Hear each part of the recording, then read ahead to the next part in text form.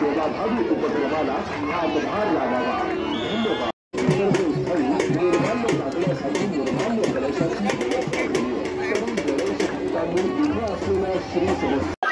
आता हे जे आपले वाहतुकीचे आहेत त्याच्यासाठी मी एक डिटेल ब्रीफिंग केलं आहे, ज्याच्यात आपल्याला काही आजच्या दिवशी फक्त तिथे जे आहे ते रस्ता चेंज केला आहे, ज्याच्यामुळे जे आहे ते विसर्जन मध्ये काही अडथळा निर्माण होणार नाही। अच्छा, याच्यानंतर आपण दक्षता घेत आहे की कुठल्याही प्रकारच्या कोणालाही वाहतुकीस पण आणि गणेश भक्तांना पण विसर्जन करण्यावेळी कोणत्या प्रकारची अडचण येऊ नये हे आपण त्याची दक्षता घेतली आहे।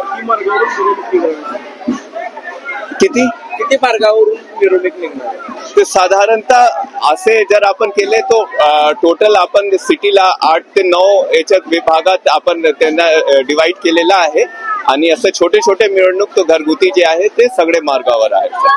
किती पोलीस कर्मचारी सध्याला तैनात आहेत? टोटल 24 ते पुढे पोलीस कर्मचारी आणि अधिकारी सध्या आपले इथलेचे आणि बाहेरून पण SRPF झाला, काही PTCचे पण आपल्याला लोक भेटले आहेत, ते याच्यासाठी याच्यात कार्यरत आहेत। धन्यवाद। गणेश विसर्जनानिमित्त महानगरपालिकेकडून काय काय व्यवस्था करण्यात आली? आज शहरामध्ये जवळजवळ आपल्याकडे 11 ठिकाणी जे कृत्रिम तलाव आहेत किंवा नैसर्गिक आमच्या खदानी आहेत त्या ठिकाणी विसर्जन व्यवस्था केलेली आहे। त्या ठिकाणी आवश्यक असलेले आपल्या अँब्युलन्स आहेत, आपले मॅनपॉवर आहे आणि पोलिसांचा बंदोबस्त सुद्धा त्या ठिकाणी आहे। त्यासाठी आवश्यक असलेल्या रोडची व्यवस्था, लाईटची व्यवस्था, आमचे कर्मचारी त्या ठिकाणी मूर्ती घेण्यासाठी उपस्थित आहेत।